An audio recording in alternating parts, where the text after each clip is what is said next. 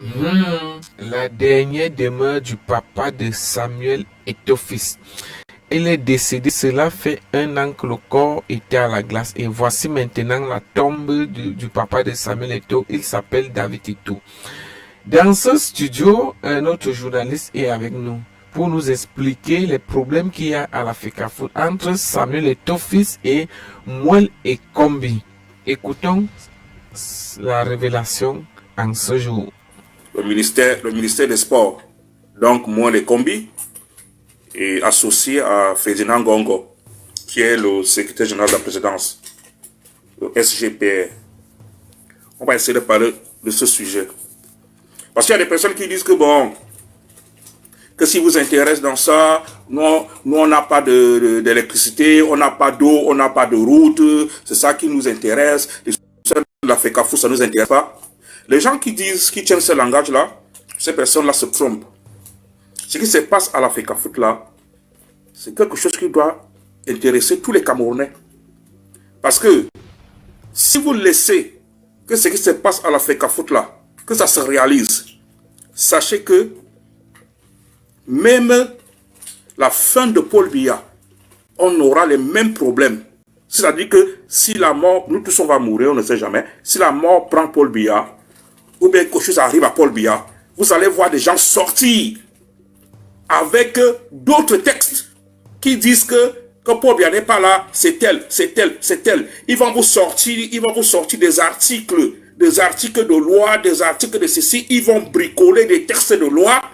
Et comme nous, Camerounais, on est habitués à dire que c'est le fort qui gagne, on va laisser faire et vous allez voir d'autres personnes qui vont prendre le pouvoir. Donc, il faut que les Camerounais commencent à montrer à ces gens-là que nous ne sommes pas des analphabètes. Nous ne sommes pas des analphabètes. On sait ce qui veut dire un texte de loi. On sait ce qui signifie une loi. On sait ce qui signifie un décret. On sait ce qui signifie un arrêté. Donc, il faut pas se taire. Vous savez, c'est un peu le même problème qu'on a eu au Tchad. Lorsque Idriss Déby décède, en bref, Idriss Déby avait été assassiné au front. Lorsque Idriss Déby décède, la constitution du Tchad disait que c'est le premier ministre, c'est le président de l'Assemblée, pardon, que c'est le président de l'Assemblée qui doit jouer les intérims pendant 30 à 40 jours. Et après, il organise des élections. Mais qu'est-ce qu'on avait vu? On avait vu l'armée s'emparer du pouvoir. Et ensuite, on a vu un président de l'Assemblée qui disait que lui, il n'a pas les forces. Il n'a pas les forces de gérer l'intérim. Lui, il n'a pas les forces. Le président de l'Assemblée du Tchad, il a pondu une lettre pour dire que lui n'a pas les forces. Alors que la constitution du Tchad disait que même si le président de l'Assemblée n'a pas les forces, il a l'indisponibilité, c'est le deuxième vice-président de l'Assemblée qui doit jouer les intérims. Si le deuxième vice-président de l'Assemblée n'a pas les forces, c'est le troisième vice-président de l'Assemblée qui doit jouer les intérims. Mais vous avez vu au Tchad, le président de l'Assemblée du Tchad, il a pondu une lettre pour dire que lui n'a pas les forces. C'est tout. Et que lui donne le pouvoir à l'armée. Et l'armée a pris le pouvoir. Donc il ne faut pas blaguer avec les textes. Lorsque vous laissez ces gens-là manipuler les textes, à la fin, c'est le peuple qui va payer. C'est comme à la nature au Cameroun. On a Nyadi Fendi qui est vieux, qui est croulant, qui est vieillard.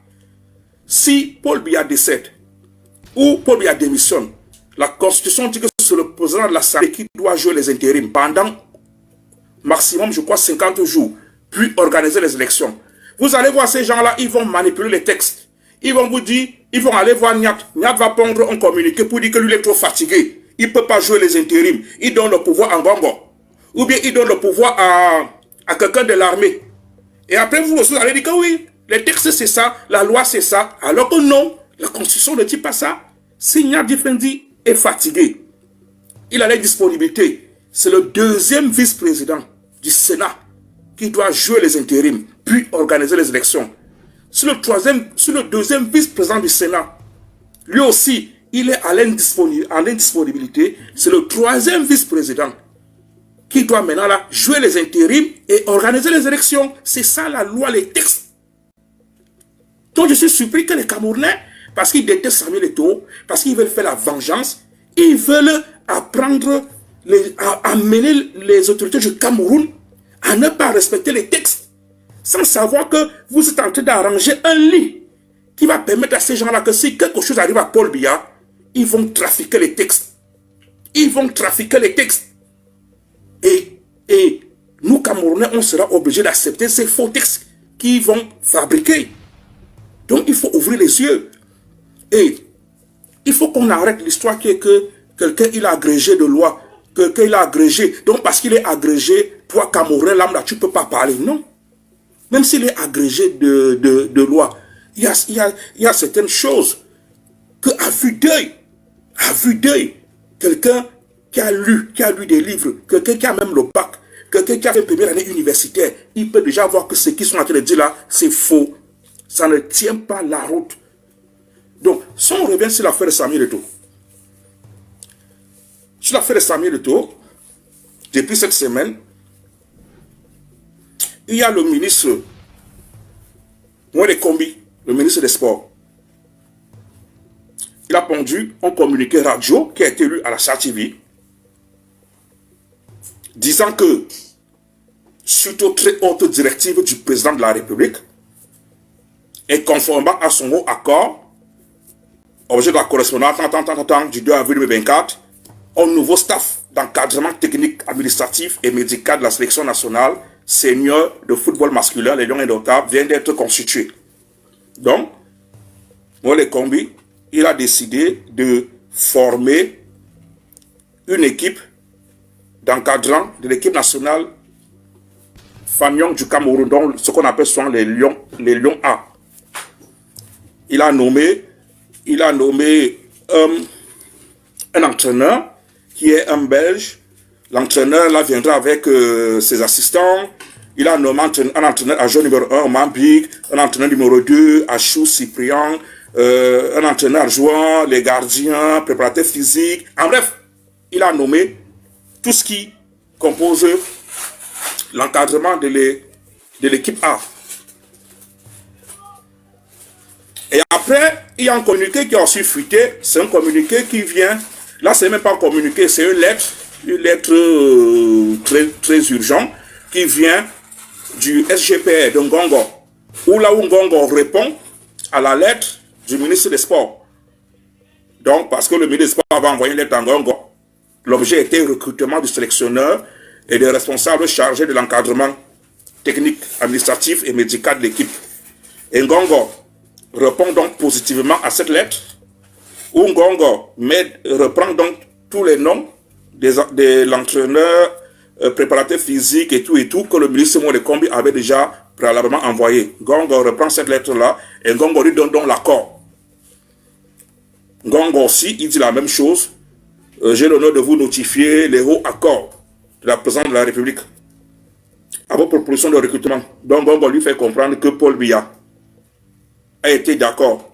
Il dit les hauts accords de la présidente de la République. La présidente de la République, c'est qui? La présidente de la République, ça ne signifie pas que Paul Biya. Ça ne signifie pas que c'est Paul Biya. Mais il dit au accord de la présidente de la République. Des fois, Ngongo disait souvent que sur instruction du chef de l'État. Maintenant, il dit sur au accord de la présidente de la République. Donc, il envoie donc ça à Moïse Kombi. Et Moïse Kombi maintenant valide donc cette lettre-là. Et lui, maintenant, il fait donc communiquer qu'il envoie à la Chart TV, qui va donc confirmer que il y a tel entraîneur qui a été nommé, et ainsi de suite. Dans la même journée, le soir, il y aura la FECAFOOT qui va maintenant faire un communiqué où la FECAFOOT dit la Fédération camerounaise de football a appris au même moment que l'ensemble des Camerounais la nomination à des postes de responsabilité au sein de la sélection nationale senior de football masculin. La FECAFOOT marque son grand étonnement face à cet acte qui s'oppose au terme du décret du 26 2014 portant organisation et fonctionnement des sélections nationales de football. Donc la FECAFOOT nous informe donc qu'elle n'était pas au courant de ces nominations, qu'elle a appris comme tous citoyens camerounais, ça veut dire à la radio, à la télé. Ces décisions prises de manière unilatérale arrivent au moment même où la FECAFOOT a accepté d'exécuter les très hautes instructions du président de la République en apportant sa franche collaboration en vue de parvenir un apaisement profitable à l'équipe de nos chers Lions à l'avenir de nos chers Lions indomptables. Donc ici, l'Africa fait nous dire que, l'Africa fait nous comprendre que, bon, depuis que Paul Biya avait fait le discours et tout ça, ils sont dans un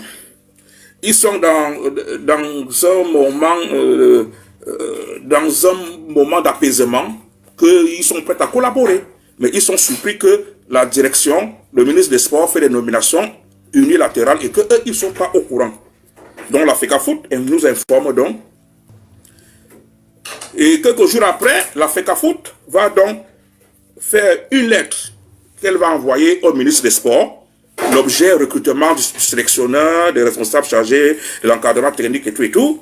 Donc l'Africa Foot fait comprendre que il ne fait aucun doute que l'examen technique des candidatures au poste de sélectionneur soit une compétence dévolue à la Fédération nationale, selon les termes du décret de 2014 portant organisation et fonctionnement des sélections nationales et tout et tout. Bon, l'Africa Foot fait comprendre au ministère des Sports que ça, ce sont des prérogatives qui reviennent à la fédération de nommer l'entraîneur,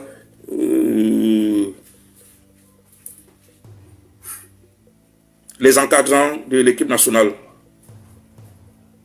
Et l'Africa Foot fait comprendre au ministère des Sports qu'elle avait envoyé sa shortlist des entraîneurs dont elle avait choisi et que jusqu'à présent, elle n'a pas eu de réponse.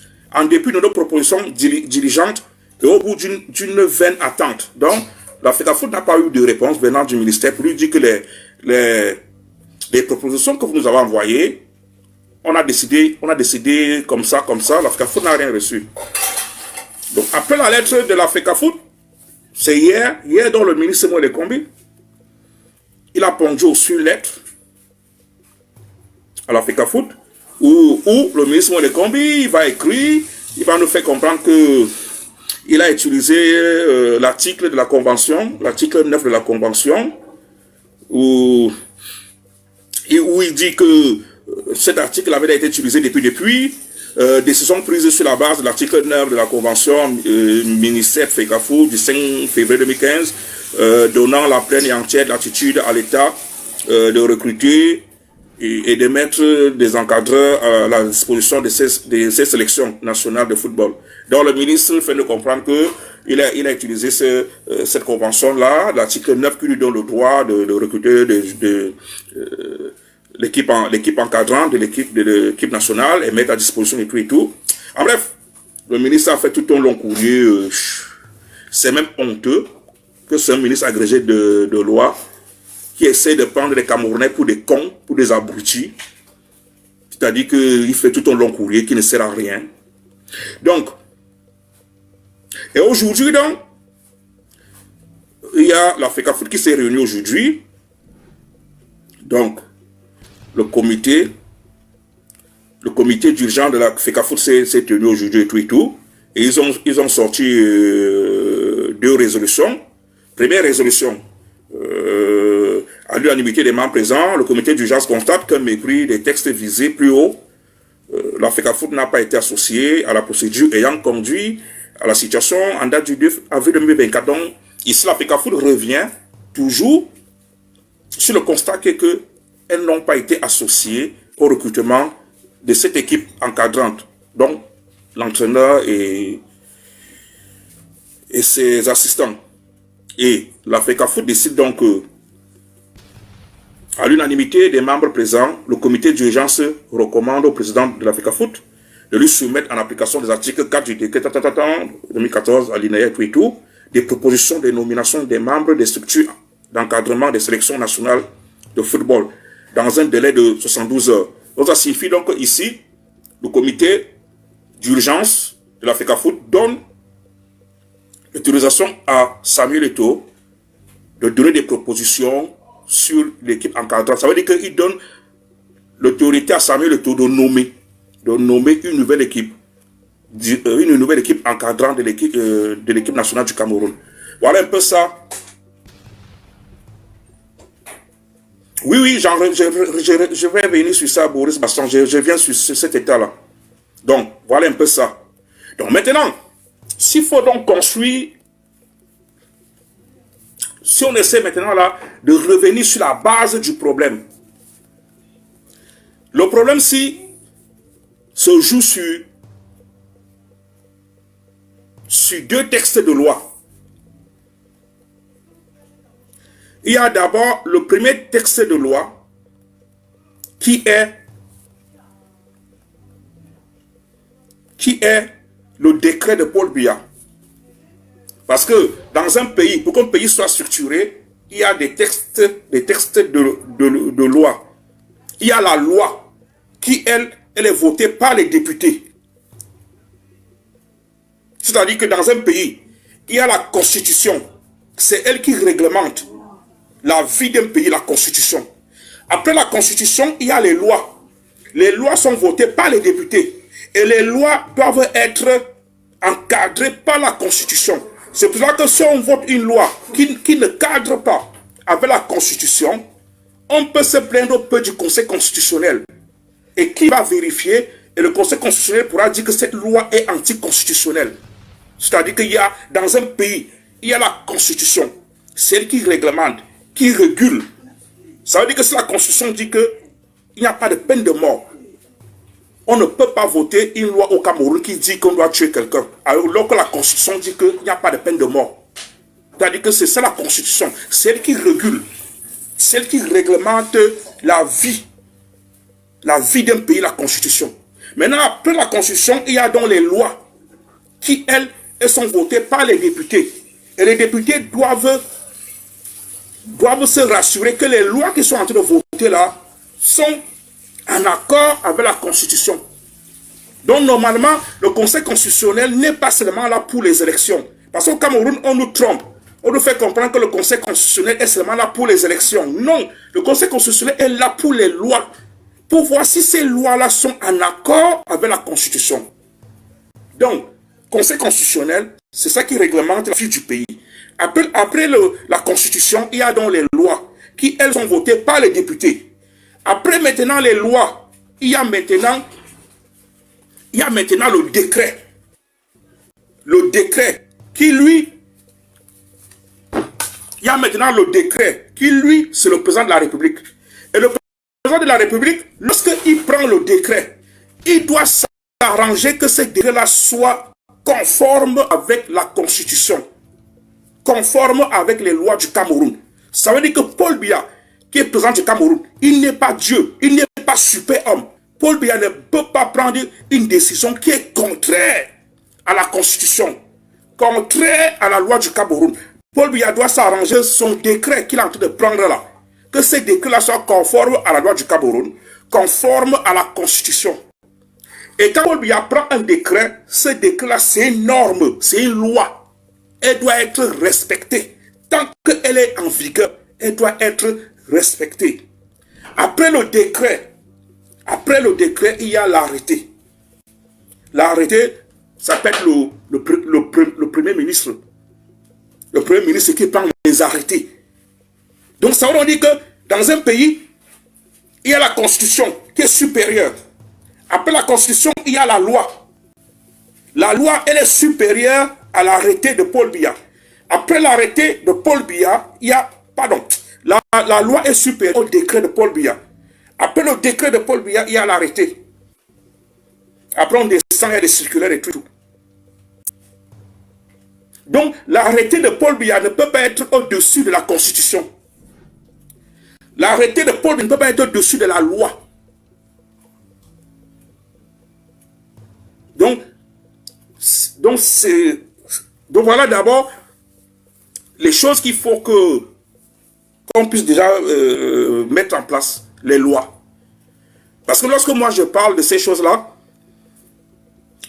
ici, je peux dire responsable syndical. Donc ça veut dire, à un certain moment, il faut faire un peu de formation au niveau de la loi du travail. Et je suis aussi fonctionnaire. Donc, j'ai un peu de connaissances de qu'est-ce qu'on appelle fonctionnaire et tout et tout. Donc, c'est pas pour cela, c'est un peu par rapport à ça que je suis en train de parler. Donc, Paul Biya, en 2014, donc, il sort donc un arrêté qui s'intitule Organisation et tout ça de la gestion des sélections nationales. Donc, Paul Biya essaie donc de réglementer la gestion de l'équipe nationale.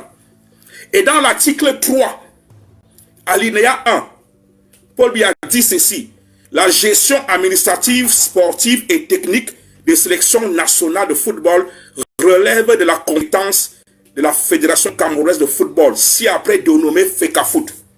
Ici, Paul Biya dit que c'est la FECAFOOT qui gère donc la gestion, qui gère, qui dirige tout ce qui concerne l'administration, tout ce qui concerne le sport. Ça veut dire tout ce qui concerne l'administration, les licences des joueurs, les convocations, tout ce que vous pouvez imaginer qu'on peut faire dans une fédération, dans un bureau, c'est la FECAFOOT. Tout ce qui concerne le sport, tout ce qui concerne le football, vous pouvez imaginer comme football dans une fédération, c'est-à-dire, je sais pas, tout ce que vous pouvez imaginer comme le sport, la gestion du sport, l'encadrement du sport, du football et tout, c'est la fédération. La technique des sélections nationales. Quand on dit technique des sélections nationales, ça veut dire les encadreurs. Les encadreurs, les entraîneurs, tout ça, c'est la fédération. Donc ici, Paul Biya dit que toute l'organisation, tout ce qui concerne le football au Cameroun, c'est la fédération. L'administration, les entraîneurs, les encadreurs, les arbitres, tout, c'est la fédération.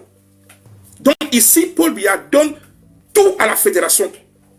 Le recrutement, parce que quand on dit gestion administrative, ça veut dire recrutement. Tu ne peux pas avoir une gestion administrative sans recruter. Quand Paul Biya dit la gestion administrative, ça veut dire le recrutement. Donc tout le monde qui travaille au Cameroun dans le football, il dépend de la Fédération nationale de football, donc FECAFOOT. C'est la FECAFOOT qui te recrute. C'est ça la gestion administrative, sportive et technique des sélections. C'est la FECAFOOT. Donc, avec l'article 3, il n'y a même pas de doute. C'est la FECAFOOT. Après, il y a l'article 2. L'article 2, pardon, il y a l'alinéa 2 de l'article 3. L'alinéa 2 dit: la gestion financière des sélections nationales de football est assurée conjointement par l'État et la FECAFOOT sur la base de conventions textes particulières. Parce que c'est sur l'alinéa 2-ci que moi, les combis, ils veulent manipuler les Camerounais.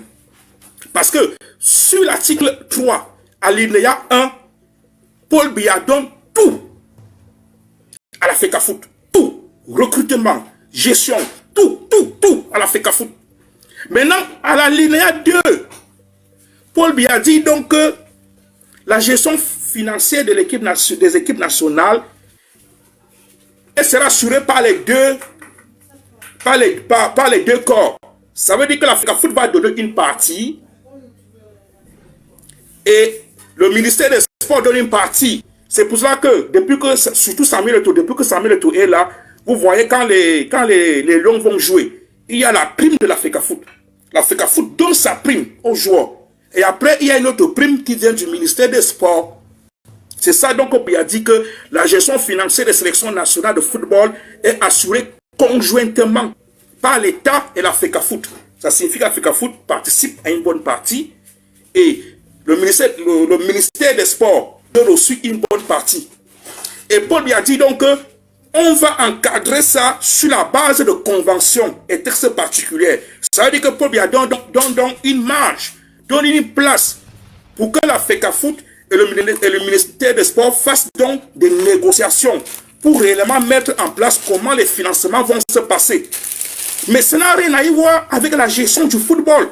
Paul Biya a déjà encadré la gestion du football, que c'est la FECAFOOT qui fait tout, qui recrute, qui fait les licences, qui s'occupe des arbitres, que c'est la FECAFOOT qui fait tout. Paul Biya a déjà encadré ça. Là où Paul Biya dit donc que la FECAFOOT et le ministère des Sports vont s'asseoir pour mettre en place des négociations pour sortir une convention, comment vont gérer les financements. Ça ne concerne pas le recrutement. Ça concerne toujours que pour qu'on s'asseye, on dise comment on va faire les financements. C'est ça l'alinéa 2. gestion financière des sélections nationales de football est assurée conjointement par l'État et la FECAFOOT sur la base de conventions et textes particuliers. Donc, il y a donc une possibilité pour que les deux s'asseyent, ils négocient sur comment ils vont donc mettre en place ces financements-là. Après, il y a l'alinéa 3. Les ressources allouées par l'État aux sélections nationales de football constituent des deniers publics et sont soumis au contrôle des organes compétents de l'État. Donc, ça veut dire que l'argent que le ministère des Sports donne à la fédération, cet argent-là, c'est un argent public, donc qu'on peut vérifier, qu'on peut contrôler. Et c'est par rapport à ça que beaucoup de gens disent à Samuel Eto'o de laisser, parce qu'il parle en prison. Mais qui vous a dit que parce que tu as géré l'argent public, ça signifie que tu parles en prison? Si Samuel Eto'o a bien géré l'argent public, que sont faites les vérifications, on voit les dépenses, on voit les sorties, pourquoi il va aller en prison? Donc c'est que vous êtes donc d'accord que ce pays-là soit un pays qui met les gens en prison pour rien? Donc parce que tout juste tu as eu un poste où tu as géré l'argent public, quand on veut te noyer, quand on veut te tuer, quand on veut te faire mal, on te prend seulement, on te met en prison, sans qu'il y ait d'abord des vérifications, si réellement tu as détourné l'argent. Parce qu'il y a des gens qui disent que Samuel Eto'o, tais-toi, laisse faire, parce que tu vas aller en prison, tu vas aller en prison. Mais donc ça veut dire que vous êtes d'accord que le Cameroun n'est pas un pays de droit? Donc parce que tu as géré un argent, soit des gens publics, dès lors que tu n'es pas d'accord, on va te mettre en prison. Parce qu'on va dire que tu as volé l'argent. Non, il faut qu'il y ait des preuves. Il faut qu'il y ait des preuves. Il faut qu'il y ait un contrôle, des vérifications. Qu'on voit la gestion de cet argent-là. Et qu'on prouve que cet argent-ci n'a pas été bien géré ou bien qu'il y a eu un détournement. Après, il y a l'alinéa 4. Les aspects liés à la sécurité des joueurs et des membres des structures d'encadrement des sélections nationales de football incombent à l'État, en collaboration avec la FECAFOOT. Ici, Paul a dit que, c'est pour ça que vous voyez souvent quand les Lions sont en stage, vous voyez des fois les policiers, l'armée fait la sécurité. Donc, Paul a dit donc que la sécurité de l'équipe nationale, tout ça là, elle est faite par l'État. Mais en collaboration avec la FECAFOOT. Ça veut dire que la FECAFOOT, de son côté, elle peut mettre en place une sécurité privée. Elle peut mettre en place une sécurité privée qui va renforcer la sécurité des joueurs. L'article 4, c'est aussi elle est très important, l'article 4. Dans l'article 4, si, vous allez voir que Paul Biya, il a été très clair. Il n'y a pas de vide. Mais Moulin Kombi, lui, il dit qu'il y a eu des vides.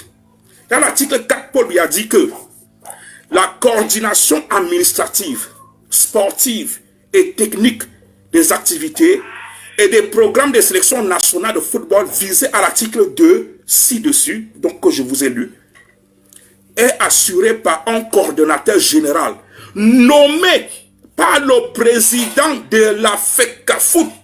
C'est-à-dire que dans l'article 4, Paul Biya, il a même été clair.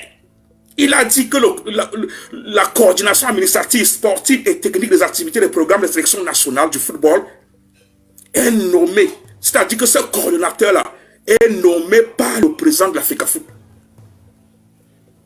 C'est-à-dire qu'ici, Paul Biya, il est même clair. On n'a même pas besoin de créer une convention pour aller encore négocier sur ça. Il dit que c'est nommé par le président de la République. Mais là, vous avez vu, Moulin Kombi, il a nommé Banlok. Moulin Kombi, il a nommé Banlok. Alors que l'arrêté, le décret de Paul Biya, article 4, alinéa 1, il est clair, limpide. Même si tu n'as pas fait les études de droit, c'est clair. On n'a même pas besoin d'aller encore s'asseoir pour créer une convention. Comment on va gérer? Paul Biya dit bien, article 4, alinéa 1, la coordination administrative, sportive et technique des activités et des programmes de sélection nationale de football visés à l'article 2 ci-dessus est assurée par un coordonnateur général nommé par le président de la FECAFOOT. Et vous avez Moulin Kombi. Lui, il nomme Banlok. Et il nomme Banlok Benjamin, qui a même eu des problèmes avec Samuel Eto'o. Mais Moulin Kombi, lui, il le nomme. Alors que l'arrêté de Paul Biya dit bien que le coordonnateur de l'équipe nationale est nommé par le président de la FECAFOOT. Alinéa 2, le coordonnateur général est assisté par 2 adjoints nommés dans les mêmes formes. Paul Biya dit que même les 2 adjoints sont toujours nommés par le président de la FECAFOOT. Mais moi, les combis, même les 2 adjoints, il a nommé. Il a nommé. Et les gens disent que non, il faut laisser. Parce que Samuel Eto'o, c'est un voleur, il est venu se faire l'argent à la FECAFOOT, Samuel Eto'o a soutenu Paul Biya, Samuel Eto'o a fait ceci. Non! Ce n'est pas que Samuel Eto'o. Si vous laissez que ces gens-là détricotent les lois, ne pas respecter les lois, sachez que quand Paul Biya, si quelque chose arrive à Paul Biya, ils vont faire la même chose. Ils vont détricoter la Constitution. Ils vont créer des fausses lois pour prendre le pouvoir. Il ne faut pas laisser que ces gens-là commencent à détricoter les lois, à ne pas respecter les lois. Ce que vous êtes en train d'accepter qu'ils fassent là, ils vont le faire aussi si quelque chose arrive à Paul Biya. Si quelque chose arrive à Paul Biya, ils vont sortir, ils vont interpréter les lois à leur manière. La loi, par exemple, la Constitution du Cameroun, comme je le répète, dit que si quelque chose arrive à Paul Biya, décès, démission et tout, c'est le président du Sénat qui joue les intérims pendant, je crois, 50 jours et il doit organiser les élections. Mais comme Nyadi Fenti, il est fatigué, c'est un vieillard, il est croulant, il est fini.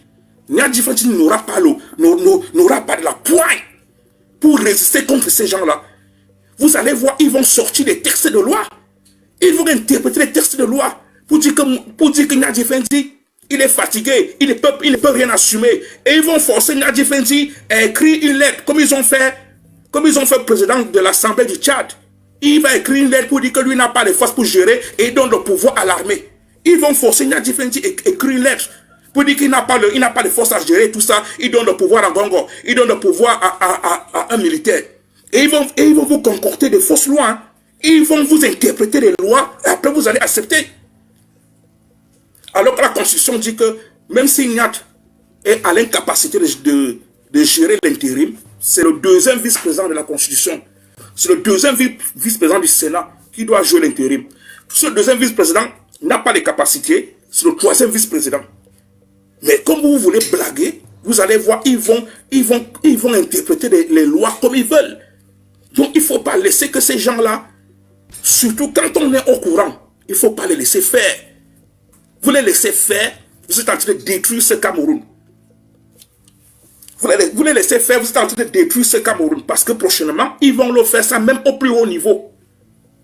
Même au plus haut niveau de la succession de la tête du pays. Ils vont faire ça.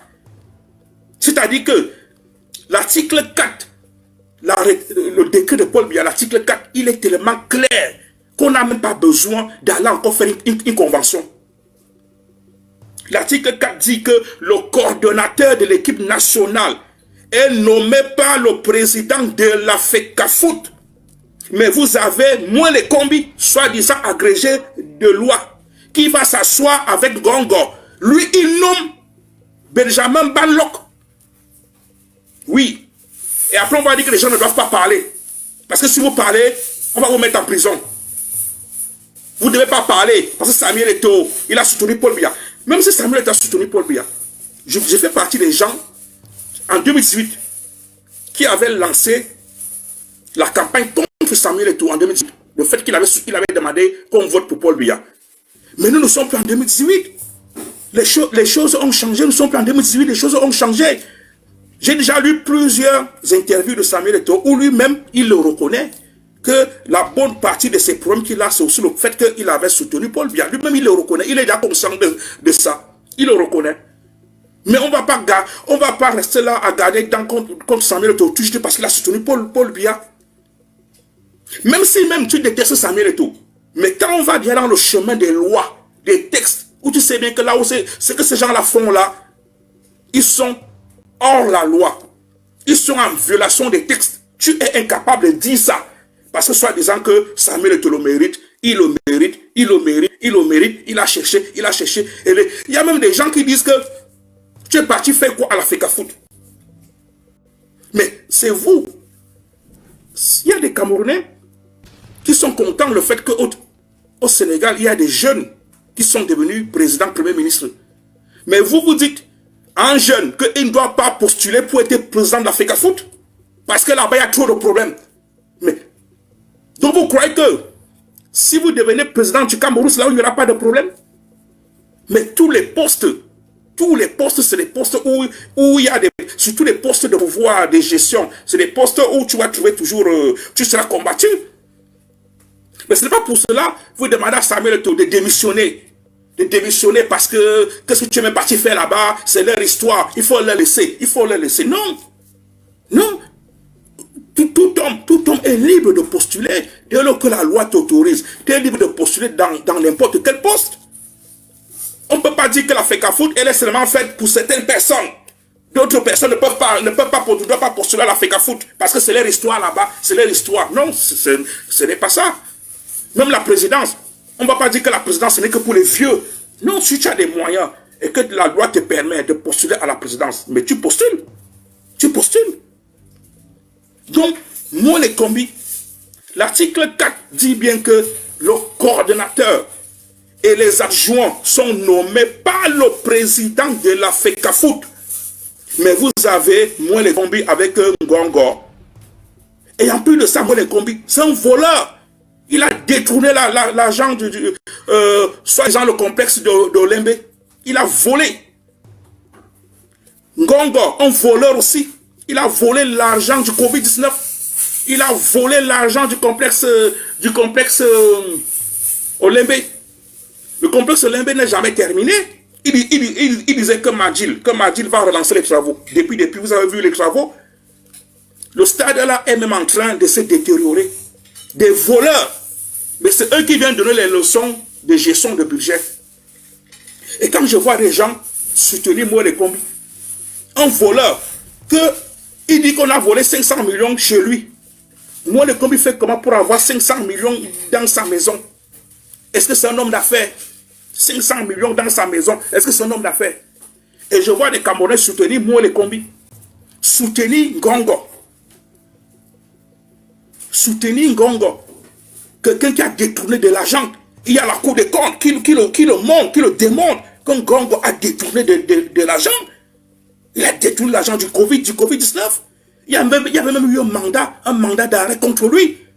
Mais il a fallu que Paul Biya demande qu'on annule ce mandat d'arrêt contre Ngongo. Et je vois des gens qui viennent soutenir Ngongo. Tout juste parce que soi-disant, ils détestent Samuel Eto'o. Alors que la loi, elle est là. L'article 4 dit bien que le coordonnateur et les adjoints sont nommés par le président de la FECAFOOT. La rémunération du coordonnateur général et ses adjoints est assurée par la FECAFOOT. Est-ce que vous voyez la contradiction? C'est-à-dire que Paul a dit que le coordonnateur et ses adjoints sont nommés par le président de la FECAFOOT. Et que c'est la FECAFOOT qui doit payer ces personnes-là. Le coordonnateur et ses adjoints. Mais vous avez, moi les combis, Ngongo, eux ils nomment Barlock Benjamin à ce poste-là. Alors que ce n'est pas Eto'o et tout ça. Et qui va donc payer Ngongo, qui va donc payer Barlock Benjamin et ses adjoints? La ligne 4 dit que les attributions du coordonnateur général et ses adjoints sont fixées par un texte particulier, signé par le président de la FECAFOOT. Mais vous avez donc, moi les Kombi et Ngongo, eux, ils ont nommé le coordonnateur avec ses adjoints. Alors que l'arrêté de Paul Biya dit bien que, le décret de Paul Biya, le décret de Paul Biya dit bien que c'est le président de la FECAFOOT. Donc voilà, en ce qui concerne l'arrêté. Et dans la linéa 2 de Paul Biya avait dit que la gestion financière, elle est faite par la FECAFOOT et l'État. Et qu'ils doivent faire une convention, on dit on s'assoit, on négocie réellement le fonctionnement, on négocie sur le fonctionnement réel. C'est par exemple au niveau du travail. On peut dire, par exemple comme ici en France, on peut dire que une semaine de travail c'est 35 heures. Donc 7 heures par jour, 7 fois 5. Mais dans le travail, il y a ce qu'on appelle les branches. Il peut y avoir la branche de restauration, la branche de transport. La branche de transport peut s'asseoir dans les syndicats du transport, peuvent maintenant négocier avec le ministre du Travail pour lui dire que bon, nous, dans le secteur du travail, dans le secteur du transport, nous, on ne va pas travailler 35 heures par semaine. Nous, on aimerait travailler à 38 heures, donc 8 heures par jour. Et ça fait donc que les syndicats du transport vont donc négocier avec le ministère du Travail, ou bien ils vont négocier avec le ministère du Travail. C'est ça qu'on appelle des conventions par branche. Donc ça veut donc dire que quand tu vas travailler là dans le secteur transport, toi tu vas souvent travailler peut-être 38 heures par semaine ou 39 heures, parce qu'eux ils ont négocié des conventions avec peut-être l'État pour faire que ce qui les concerne, eux, ils ont d'autres négociations. C'est ça qu'on appelle des conventions. Donc Paul Biya avait donc dit que la gestion de l'équipe nationale, elle est faite par l'État et la FECAFOOT, mais il va falloir que la FECAFOOT et le ministère des Sports s'asseyent pour essayer maintenant là, de mettre en place le bon fonctionnement. Et c'est donc ça alors qu'on appelle convention. Et c'est donc cette convention-là que moi, les combis, veulent manipuler les Camerounais. Donc il y a donc l'article 9 dans cette convention-là. Dans l'article 9 là, et moi je suis même surpris, quand ils ont fait la convention là, c'était Joseph Owona. Mais je suis surpris que dans la convention là, ils viennent mettre le recrutement dedans. Alors que l'arrêté de Paul Biya dit déjà que tout ce qui concerne l'administration, tout ce qui concerne la gestion administrative, tout ce qui concerne la gestion administrative, sportive et technique des sélections nationales de football relève de la compétence de la Fédération camerounaise de football. Donc, à l'article 3, il y a un Paul Biya a déjà réglé ce problème-là. Mais je suis sûr que quand ils viennent à la convention, qui disent la convention était juste pour négocier sur le financement de l'équipe nationale, pour négocier. Mais je suis surpris qu'ils viennent encore mettre un recrutement là-dedans. Et Joseph Owona, il a accepté. Donc, article 9, recrutement et salaire des membres des structures d'encadrement. Il y a donc l'alinéa 1 qui dit les membres des structures d'encadrement des sélections nationales de football sont recrutés sur la base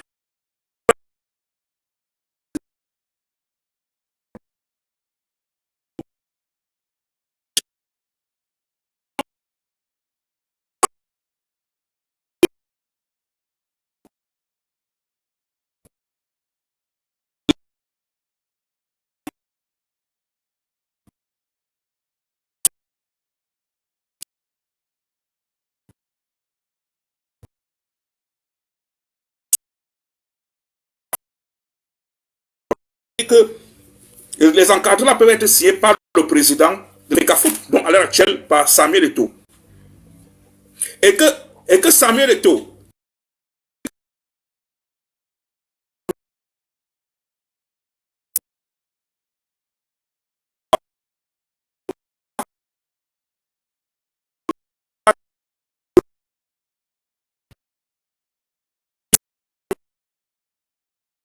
il a déjà choisi son entraîneur et informe le ministre des Sports pour lui dire entraîneur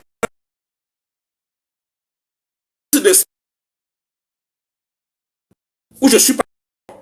Ça veut dire que si Samuel Eto'o a déjà choisi il a déjà préféré un entraîneur et que le ministre des Sports lui ne veut pas cet entraîneur là, Samuel Eto'o peut continuer. Samuel Eto'o peut continuer la procédure signer le contrat avec cet entraîneur. La convention dit seulement que avec avis obligatoire du ministère, l'avis, ça signifie qu'on informe le ministère. Samuel Eto'o lui rend l'information de la procédure et le ministre il est au courant. Et il va donc dire à Samuel Eto'o, moi je suis d'accord ou je ne suis pas d'accord. Mais même s'il n'est pas d'accord, Samuel Eto'o continue la procédure du recrutement de l'entraîneur. C'est ça que la convention dit. C'est-à-dire que ce qu'ils ont fait après l'arrêté, la convention dit les membres des structures d'encadrement des sélections nationales de football sont recrutés soit sur la base d'un contrat signé avec le président de la Fédération camerounaise de football, après avis obligatoire du ministère chargé des sports. Donc, dans cette première partie-ci, Samuel Eto'o, il peut recruter un entraîneur sans être d'accord avec l'avis du ministre. C'est ça que la convention dit. Tandis que Samuel Eto'o, il a déjà fait sa sélection des entraîneurs. Il envoie cette note-là au ministre des Sports. Parce que la convention dit seulement qu'il faut l'avis. Il faut l'avis obligatoire du ministre chargé des Sports. Il envoie donc ça au ministre des Sports. Et le ministre des Sports va lui dire oui, je suis d'accord de ton choix. Ou le ministre des Sports va lui dire je ne suis pas d'accord de ton choix. Mais Samuel Eto'o n'est pas tenu, n'est pas obligé de suivre l'avis du ministre. La seule chose que Samuel Eto'o, il est tenu d'informer le ministre pour que le ministre donne son avis.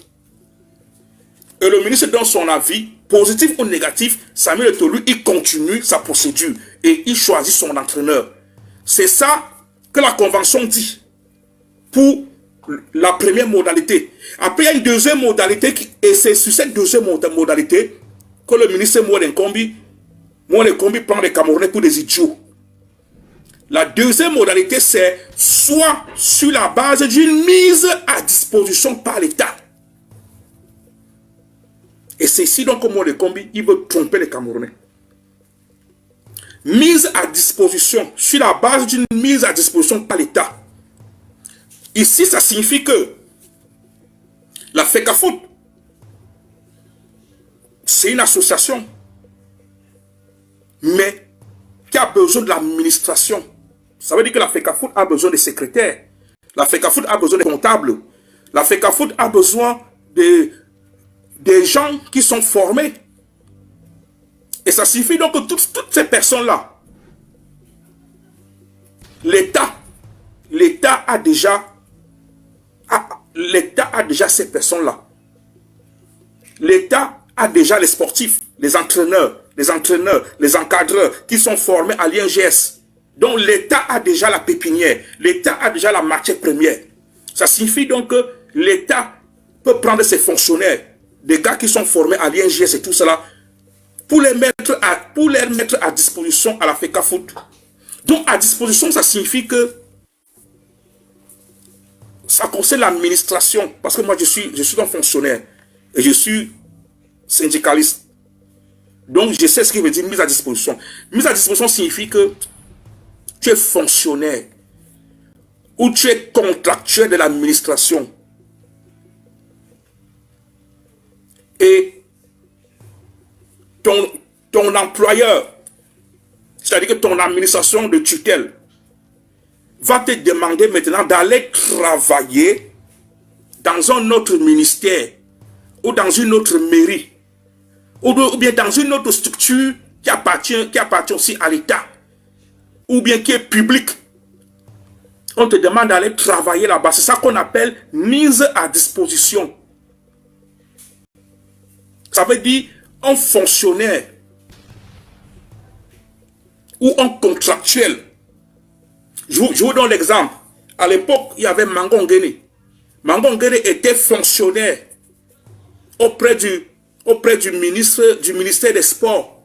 Donc, quand Mangon Guéné était entraîneur de l'équipe nationale du Cameroun, Mangon Guéné était un fonctionnaire, mais qui est mis à disposition pour la Fédération nationale du Cameroun. Il était fonctionnaire.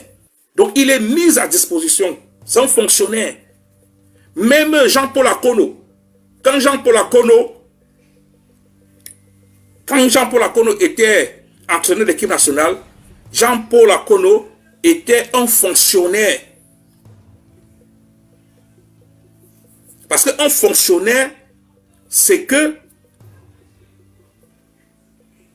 tu es reconnu par le ministère, par exemple au Cameroun, tu es reconnu par le ministère de la fonction publique et ton salaire est encadré.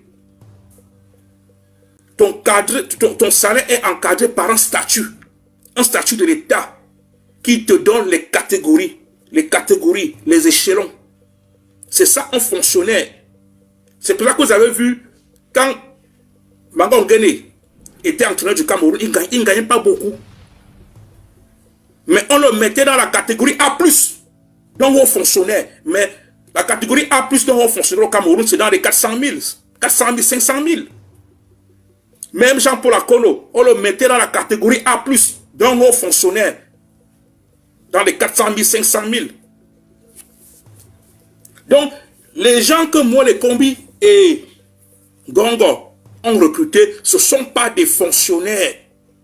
Ils ne sont pas des fonctionnaires. Donc, ils ne peuvent pas être mis à disposition auprès de la fédération camerounaise de football. Ce ne sont pas des fonctionnaires.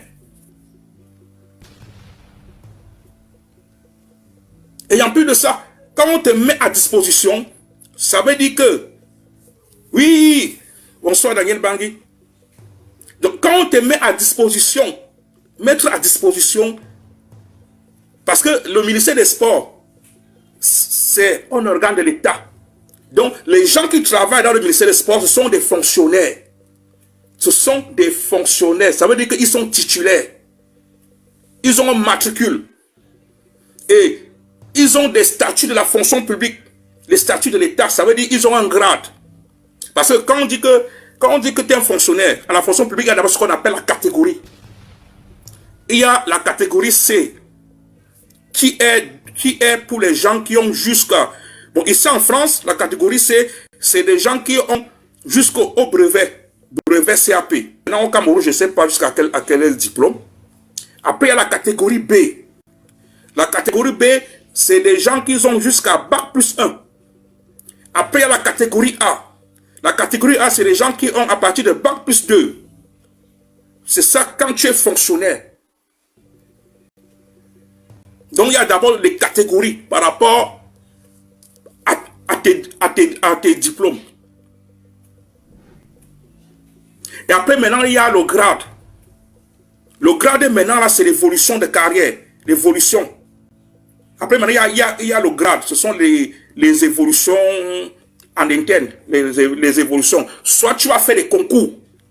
Soit tu vas faire les concours de la fonction publique pour vite gravir les grades. Ou alors, tu vas rester sans faire les concours. Après, chaque année, tu montes en échelon. Tu montes en échelon. Mais là, tu vas mettre beaucoup de temps. Il faut que tu atteignes ce nombre d'échelons pour que tu passes à un autre grade. C'est ça la fonction publique. Et au Cameroun, pour qu'on te recrute à la fonction publique, tu dois faire des concours. C'est pour ça que vous voyez que des gars au Cameroun, ils ont Bac+2, Bac+3. S'ils veulent être magistrat, il faut qu'ils fassent un concours de l'ENA. Quand ils sortent de l'ENA, ils deviennent donc fonctionnaires. Ou alors tu as Bac+3, Bac+4, tu veux être policier. Il faut que tu fasses un concours de la police. Avec niveau, tu vas peut-être faire le concours pour être inspecteur, gardien de la paix, commissaire. Et quand tu sors, tu es donc fonctionnaire. C'est ça la fonction publique. Et tu as un matricule. C'est la fonction publique dont là tu es titulaire. Bon, maintenant, si le ministre lui, maintenant là, il recrute. Il décide de recruter quelqu'un qui n'est pas passé par le concours. Le ministre doit informer le ministère de la fonction publique, surtout là-bas au Cameroun.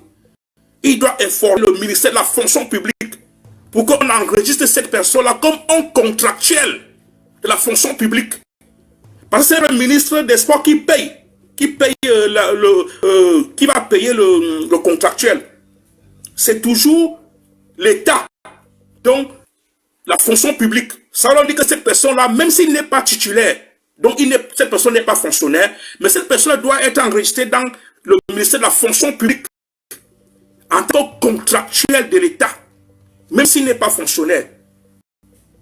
Alors que ce que Ngongo et Moelle Kombi ont fait là, ces gens-là ne sont pas des fonctionnaires, ils ne sont même pas des contractuels de l'État. Parce que Moelle Kombi n'a fait aucune offre d'emploi. Moelle Kombi n'a pas informé le ministre de la fonction publique pour lui dire que j'ai recruté 2 personnes et ils sont des contractuels. Et en plus de ça, aucun fonctionnaire au Cameroun ne peut gagner 50 millions le mois. Parce que j'ai appris que le Belge là, son salaire va dans les 50 millions le mois. Entre 50 millions, 30 millions, je ne sais pas. Aucun fonctionnaire au Cameroun ne peut gagner 30 millions, 40 millions, 50 millions le mois. Aucun fonctionnaire. Dernièrement, le Premier ministère a sorti les grilles des salaires au Cameroun, des fonctionnaires. Le plus haut fonctionnaire au Cameroun, c'est catégorie A+. Ils sont dans les 400 000. 400 000, 500 000. Le plus haut fonctionnaire au Cameroun, 400 000, 500 000. Donc, mise à disposition, ce n'est pas ça que Moïse Kombi a fait. Moïse Kombi, il a tout juste violé les lois. Moïse Kombi et Ngongo, ils se sont dit que les Camerounais sont des cons, des idiots. Ils ne maîtrisent rien. Et ils se sont aussi dit que les gens détestent Samuel Eto'o. Ce n'est pas question de détester Samuel Eto'o. C'est question qu'il faut que ces gens-là respectent les lois. Parce que si ces gens-là ne respectent pas la loi, sachez que si quelque chose arrive à Paul Biya, ils vont faire la même chose. Ils vont trafiquer les lois. Ils ne vont pas respecter la constitution. Ils vont fabriquer les textes à eux. Parce que dans un pays, comme je l'ai dit au début, il y a la constitution. C'est elle qui régule tout.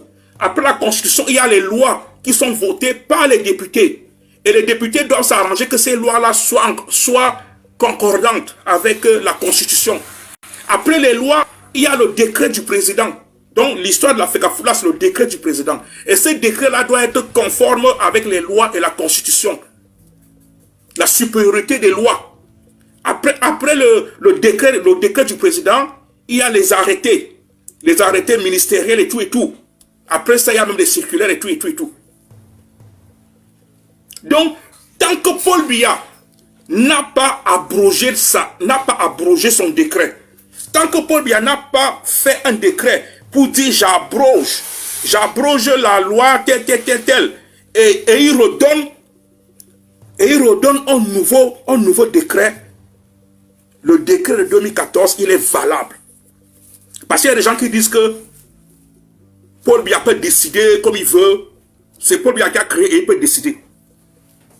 Paul Biya ne peut pas décider comme ça, là, que ça, le décret de 2014 n'est plus valable. Il ne peut pas. Il faut qu'il l'écrive. Oui, salut Daniel Bangui, la hiérarchie des normes. Exactement ça. La constitution, la loi, le décret, l'arrêté, ainsi de suite. Donc Paul Biya lui seul ne peut pas dire en Ngongo, nomme les gens à la FECAFOOT. Et après, nous, Camerounais, on va dire que oui, c'est parce que ça vient de Paul Biya, on doit accepter. Non. Paul Biya doit d'abord nous sortir un décret où il abroge. Il dit, le décret de 2014 n'est plus valable. Et il sort un nouveau décret. Il sort un nouveau décret où il dit donc que c'est le ministre des Sports qui va nommer tous les encadrants de la FECAFOOT. Il sort donc ce nouveau décret-là. Paul Biya doit sortir ce nouveau décret-là.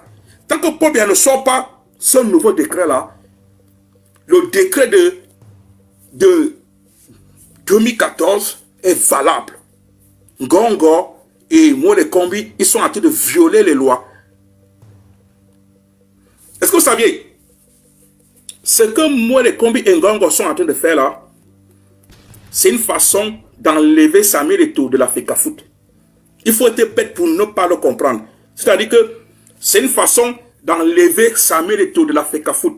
Parce que toutes les nominations qu'ils ont eu à faire là, c'est la prérogative du président de la FECAFOOT. Et eux, ils sont en train d'enlever à Samuel Eto'o toutes les prérogatives. C'est-à-dire que tout le pouvoir que les textes lui donnent. Ça veut dire que si Samuel Eto'o accepte ça, ça vaut plus la peine qu'il soit président de la FECAFOOT. Il sera dans un poste, dans un siège vide, dans une coquille vide. Il sera un président sans pouvoir. C'est-à-dire que c'est une façon qu'ils sont en train de l'enlever de la FECAFOOT. C'est une façon qu'ils sont... C'est-à-dire que si Samuel Eto'o accepte ça, que les nominations de ces gars-là passent, ça ne vaut plus la peine qu'il soit président de la FECAFOOT. Il faut qu'il quitte. Parce qu'ils sont en train de lui enlever toutes les compétences. Ils sont en train de lui enlever toutes les compétences que le président de la FECAFOOT doit avoir. C'est-à-dire que l'entraîneur, ce n'est pas lui il n'a donné aucun choix sur l'entraîneur. Rien. Le coordonnateur, ce qui est même plus grave, au niveau du coordonnateur, rien que l'arrêté de Paul Biya dit bien que c'est le président de la FECAFOOT. Mais vous avez Molekombi Ngongo, ils vont nommer Banlok. Alors que l'arrêté est tellement clair à ce niveau-là, que c'est le président de la FECAFOOT qui nomme le coordonnateur et ses adjoints. Mais vous avez Molekombi Ngongo, il nomme Banlok Benjamin à ce poste-là. C'est-à-dire qu'ils sont en train de dégager Samuel Eto'o de la FECAFOOT. On n'a pas besoin d'avoir fait science politique pour comprendre ça. Les gars sont en train de le dégager de la FECAFOOT. Parce que comme Samuel Eto'o, il est élu. Il ne peut pas facilement le dégager parce qu'il est élu. Donc pour qu'il soit dégagé, il faut peut-être que son comité et tout ça vote contre lui. Et dernièrement, Samuel Eto'o a présenté sa candidature. Le comité a demandé qu'il reste. Ils se disent que s'il passe là-bas, ça ne pourra pas donner. Qu'est-ce qu'ils font donc? Ils ont donc pris cette stratégie-ci, qui est de lui enlever tous les pouvoirs. De lui enlever tous les pouvoirs que les textes lui donnent. Et dès qu'on enlève tous ces pouvoirs-là, il sera un président nul, un président zéro, un président qui a une coquille vide.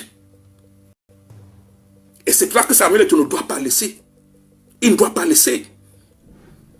Il ne doit pas laisser. Il ne doit pas laisser que ces gens-là utilisent des stratégies machiavéliques pour le humilier. C'est-à-dire qu'ils sont en train de faire un coup d'état à Samuel Eto'o, mélangé d'une humiliation. C'est-à-dire que, parce que dans leur tête, c'est que Samuel Eto'o n'a pas été à l'école.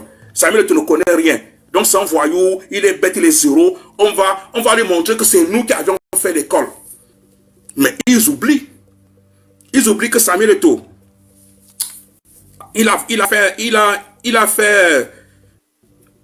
quand Samuel Eto'o a arrêté le football, je crois qu'il a fait un master, si je ne me trompe pas, ici à Lyon.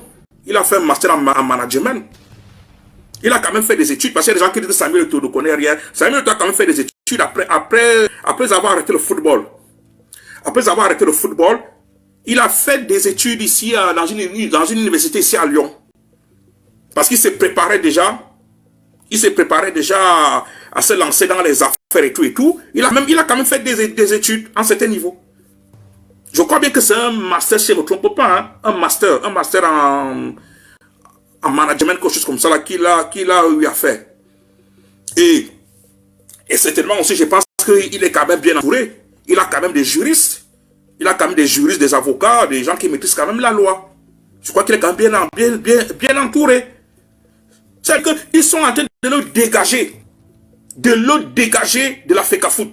Parce que quand vous voyez, ils nomment le sélectionneur. Le sélectionneur vient avec ses assistants. Il nomme l'entraîneur adjoint. Il nomme le deuxième entraîneur adjoint. Il nomme le gardien de but. Il nomme le médecin.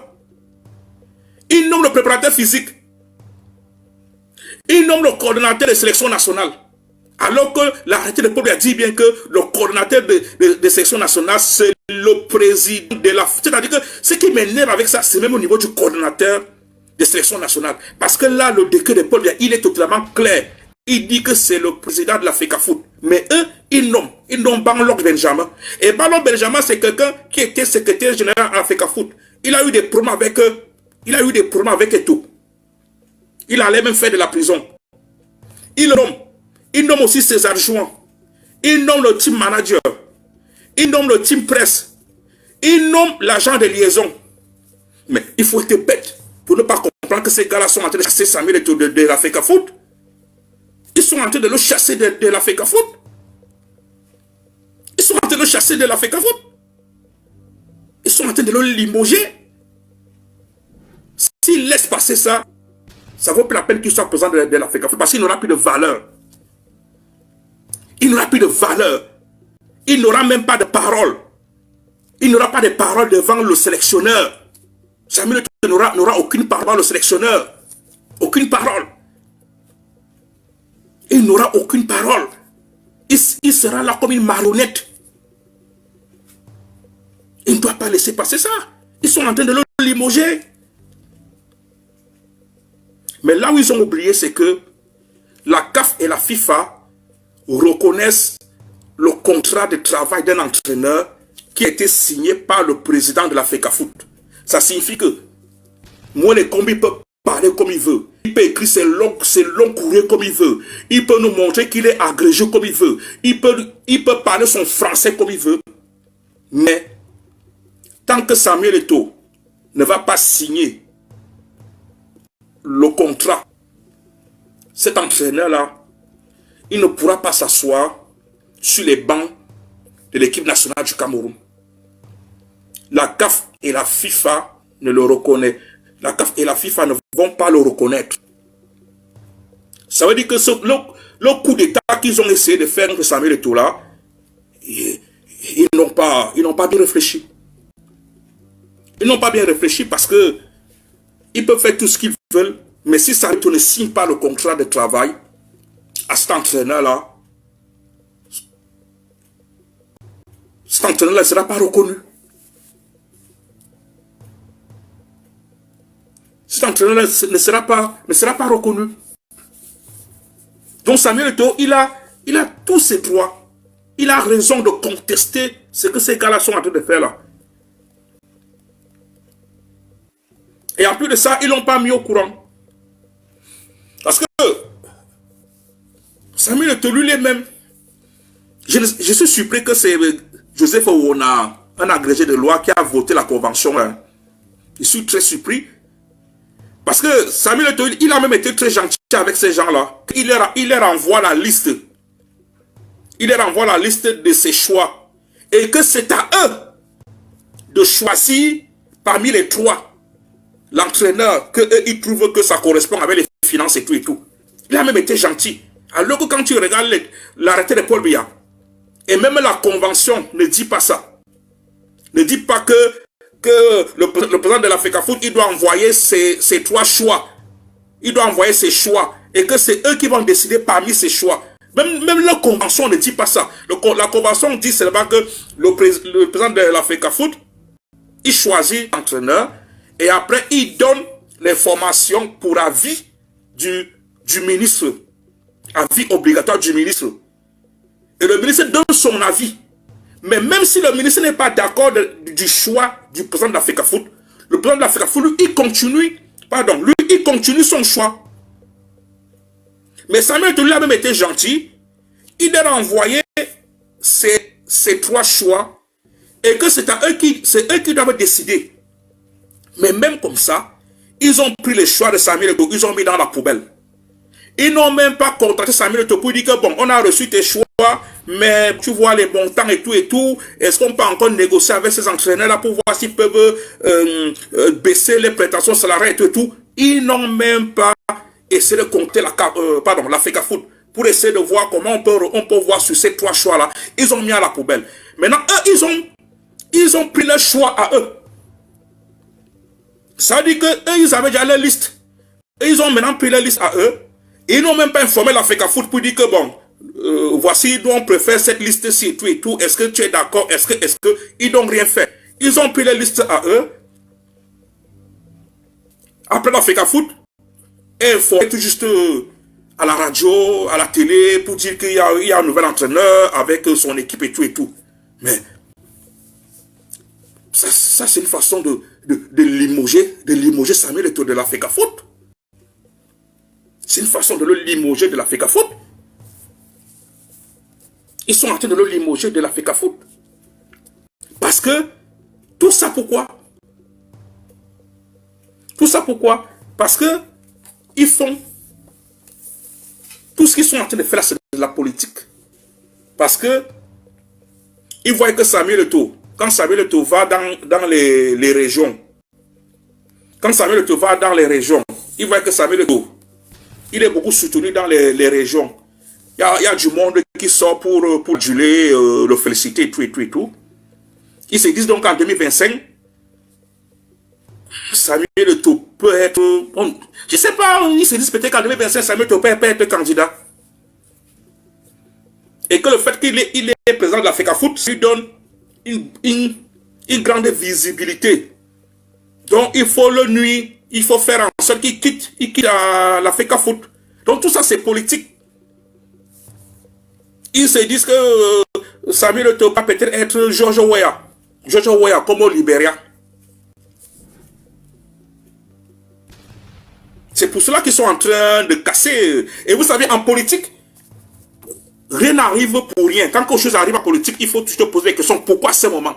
Vous allez voir que la semaine dernière, je crois même que c'est la semaine-ci, hein, ou bien la semaine dernière, on a vu Samuel Eto'o au Grand Nord être reçu par les grands chefs traditionnels du Grand Nord. Ils lui ont donné beaucoup de choses et tout et tout. Ils ont même fait des cérémonies comme s'ils lui donnaient le pouvoir. Et vous voyez donc ces gens-là, quand ils voient ça, ils ne sont pas contents. On a aussi vu une vidéo où on a vu Samuel Eto'o arriver, je crois c'était à Limbé. Et il y avait tellement du monde pour voir Samuel Eto'o. Il y avait même des qui pleuraient rien que pour voir Samuel Eto'o. Et ces gens-là, ils sont pas contents de ces images-là. Hein. Ils sont pas contents de ces images-là. Il s'est dit, c'est Samuel Eto'o. Là, apparemment, il veut être président. Hein. Apparemment, il veut être président. Il peut être président. Il ne faut pas qu'on le laisse. Et c'est pour cela qu'ils vont faire tout et tout pour le détruire. Parce que ces gars-là, qu'est-ce qu'ils font? Ces gars-là, ils ont des comportements, comment on peut dire ça? Quand on était encore jeune à l'école, là, c'est-à-dire que il y a peut-être une fille à l'école que tu aimes, mais tu es timide. Tu n'as pas le courage d'aller draguer cette fille-là. Mais quand tu vois d'autres garçons aller peut-être draguer cette fille-là, tu es tellement en colère, jaloux, que tu peux même créer des problèmes à ces garçons-là. C'est-à-dire que par derrière, tu peux même du mal à ces garçons-là. Parce que toi, tu aimes la fille-là, mais tu es timide, tu n'as pas le courage d'aller draguer cette fille-là. Mais quand tu vois d'autres garçons aller draguer cette fille-là et peut-être même être proche de cette fille-là, tu n'es pas content. Tu peux faire du mal à ces garçons-là. C'est la même chose que les ministres de Paul Biya font. C'est-à-dire que, comme Gongo veut être président, mais il n'a pas le courage. Il n'a pas le courage que Titus Sédhiou avait eu pour présenter cette candidature. Donc, on n'a pas ce courage-là. Qu'est-ce qu'il fait donc? Il attend peut-être que Paul Biya décède, ou bien Paul Biya démissionne, mais entre-temps, il essaie d'encercler Paul Biya et de casser tout le monde qui peut essayer de se rapprocher du pouvoir. C'est pour ça qu'ils ont créé la guerre des clans. Vous avez Ngongo, il a son clan.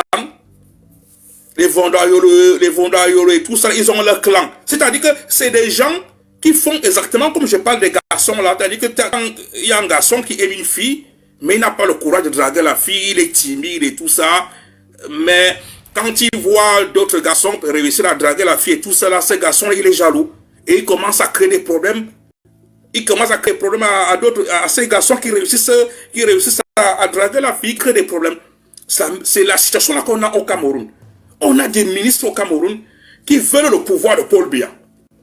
Ils se disent que Paul Biya est vieux. Il faut qu'il parte.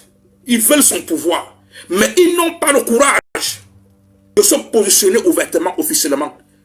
Ou bien de faire comme Titus Sédhiou. Ils n'ont pas ce courage-là. Parce qu'ils savent que s'ils le font, même si Paul Biya est déjà vieux, il y a son décret qui a encore beaucoup de pouvoir. Qu'est-ce qu'ils font donc? Ils essaient maintenant là de casser tout le monde qui peut se rapprocher du pouvoir. Ils cassent. Ils peuvent même te tuer. Parce qu'il faut que ce soit que eux qui soient proches.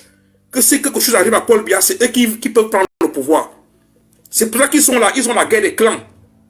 Et quand ils voient donc alors qu'il y a Samuel Eto'o, qui lui, le peuple est proche de lui, ils ne sont pas d'accord.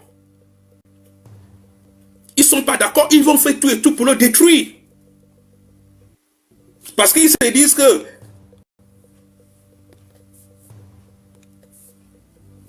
oui, parti, je t'ai envoyé l'appel. Parce qu'ils se disent que Samuel Eto'o étant à la FECAFOOT, c'est une tribune pour lui.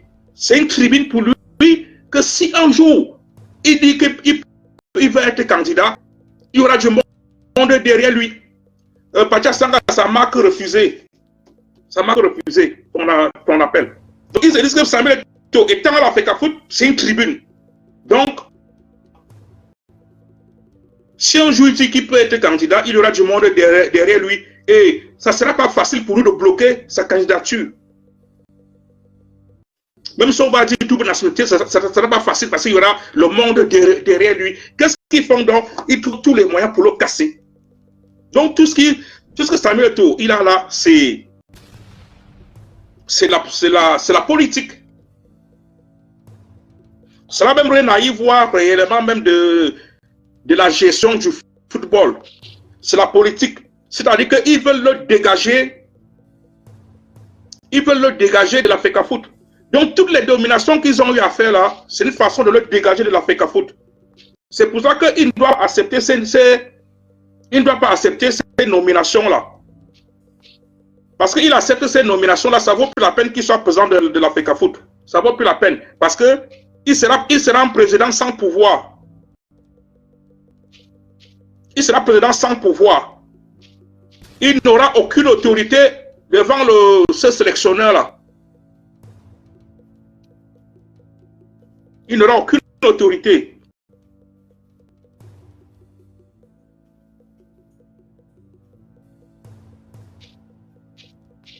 C'est-à-dire que Moïse Kombi et Gongo, ils sont en train de violer les textes.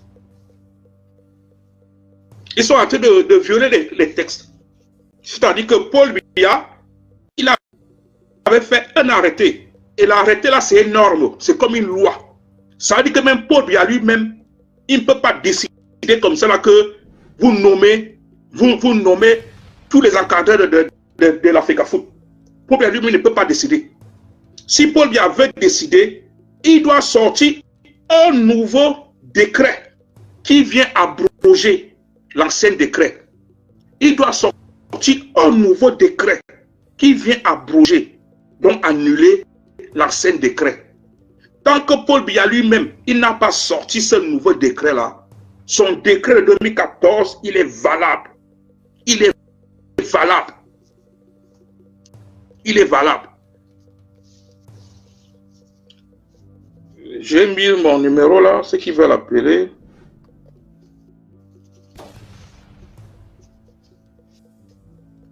Ce que moi, les Kombi a fait là, c'est la violation des lois, la violation des textes. La mise à disposition, c'est un fonctionnaire ou un agent contractuel qu'on envoie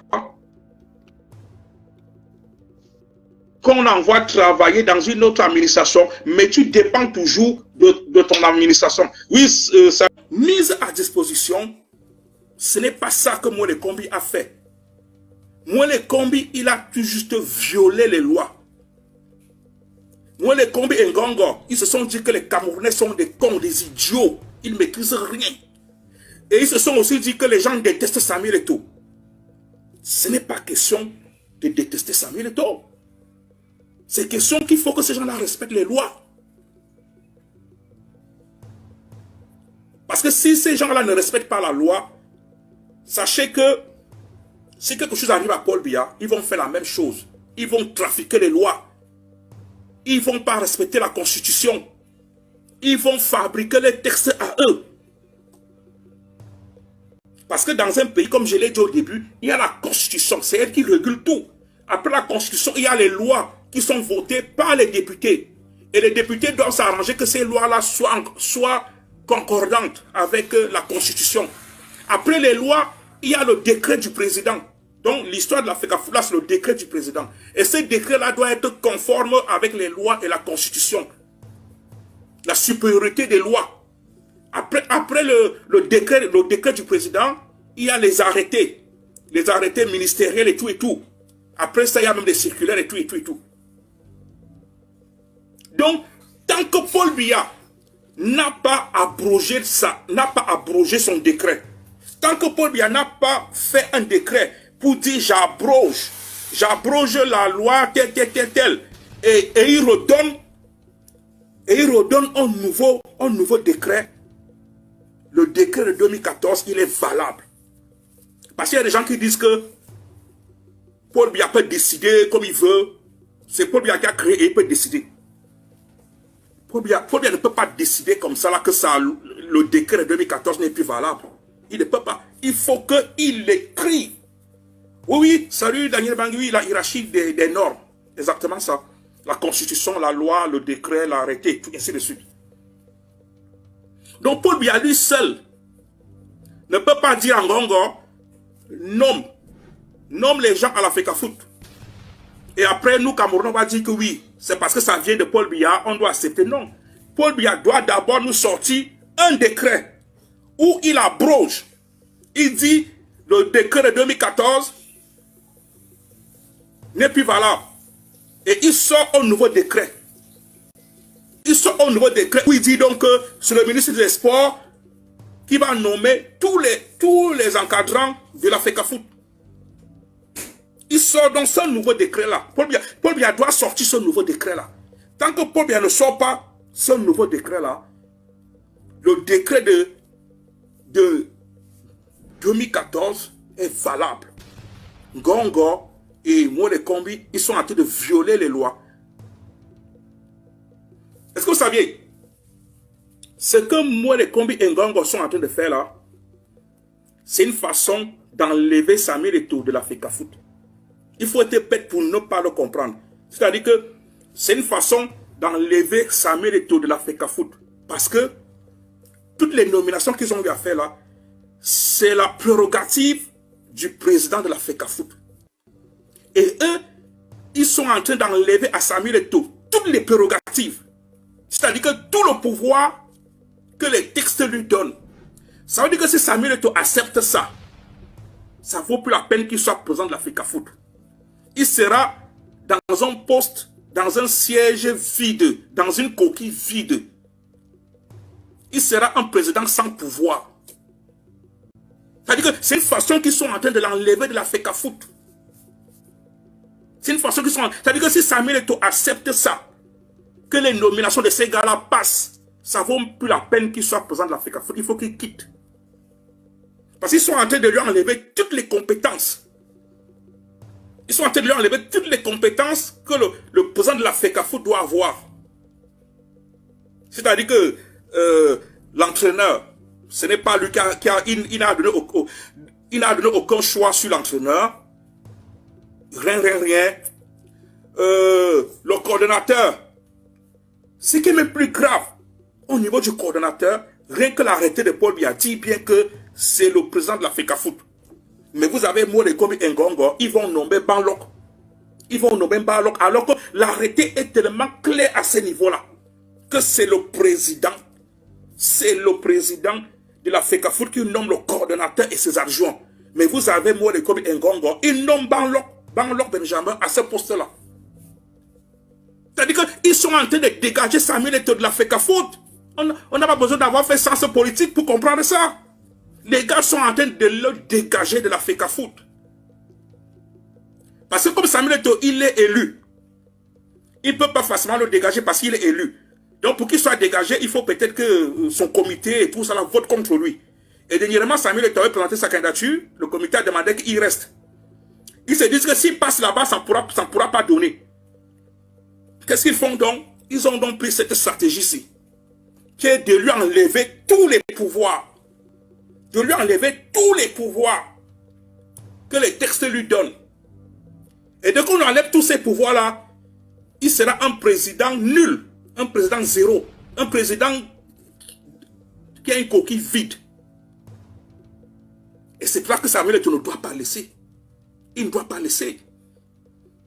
Il ne doit pas laisser. Il ne doit pas laisser que ces gens-là utilisent des stratégies machiavéliques pour le humilier. C'est-à-dire que ils sont en train de faire un coup d'état à Samuel Eto'o, mélangé d'une humiliation. C'est-à-dire que parce que dans les textes, c'est que Samuel Eto'o n'a pas été à l'école. Samuel Eto'o ne connaît rien. Donc c'est un voyou, il est bête, il est zéro. On va lui montrer que c'est nous qui avions fait l'école. Mais ils oublient. Ils oublient que Samuel Eto'o,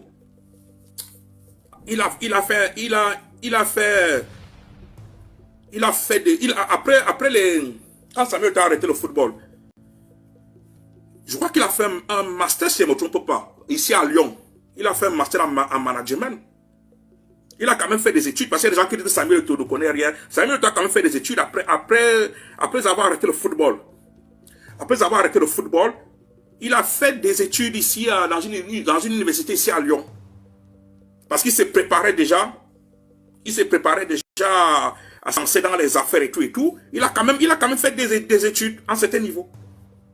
Je crois bien que c'est un master, si je ne me trompe pas, hein, un master en management, quelque chose comme ça, qu'il a eu à faire. Et certainement aussi, je pense qu'il est quand même bien entouré. Il a quand même des juristes. Il a quand même des juristes, des avocats, des gens qui maîtrisent quand même la loi. Je crois qu'il est quand même bien entouré.